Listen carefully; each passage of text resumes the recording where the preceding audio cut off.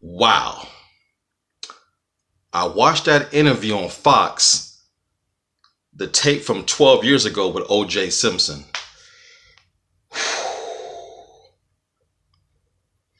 Let's just cut through the chase and get down to it. Either he did it or he didn't. This is the quote unquote confession or hypothetical confession. And you got to remember, at the time, he was about to release this book, If I Had Done It.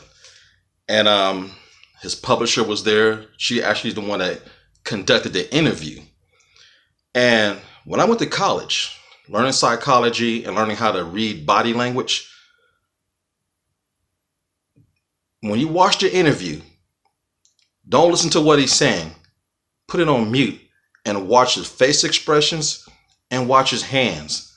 Whenever he brought up Nicole's name, his hands was locked and he was doing like this. I'm not even going to say what that means. You already know. This was a really strange time in history because I wasn't around in the 60s. I didn't deal with segregation. I didn't deal with sitting on the back of the bus. My parents were raised in Texas and Louisiana. They seemed ugly. And even back then, the West Coast didn't share those same similarities. There was never segregation in LA, even in the 60s. It was a different time. Out there in the South, it was in your face. It was never that way on the West Coast. So throughout the generations and centuries, things have changed.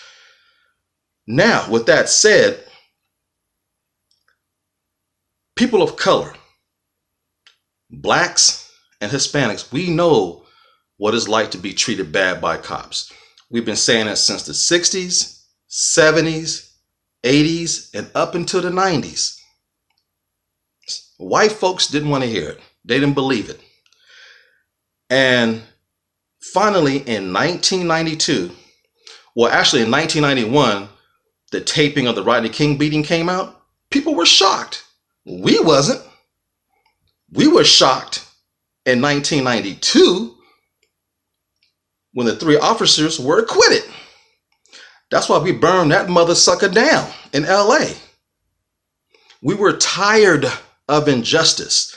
And finally, it was caught on tape. And guess what? It didn't matter. 3 years later, we have the OJ trial. Nicole didn't deserve what happened. Ron Goldman didn't deserve what happened. If OJ did it, he knows. Trust me, he knows. And this is weird to talk about because the only reason why people of color and minority descent was happy when he was acquitted is because of the long history of never, ever anything going our way.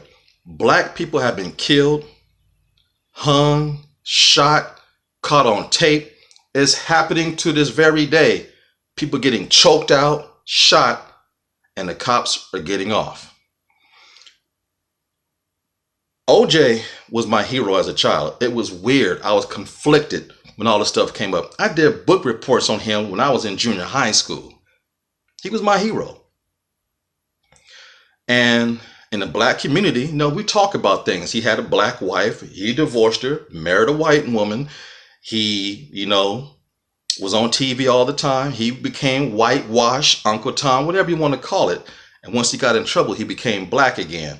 One thing about people of color, we will take you back into our midst. Now, if he did it, that's between him and God.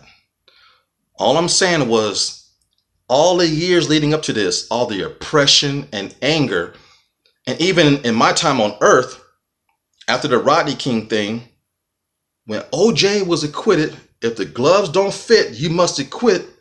Yeah, we cheered. It wasn't for murder. It was for beating the system, because people of non-color have been beating the system forever.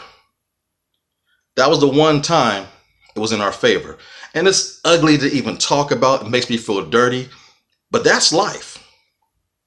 That's life. And that interview on Fox was creepy. OJ has a cynical laugh. He loves the camera. He reminds me of Charles Manson. It's scary. But all I'm saying, watch the video again, turn down the volume, and watch his body language. The body never lies. Ever. You know, guys, this is an ugly subject to talk about. Please share your thoughts.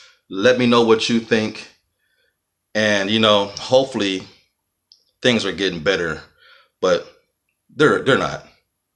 America is still ugly. We have a long way to go. So it's up to us. These generations need to come together and make things better for everybody. Mad love. Keep the peace and keep the hope. Thank you.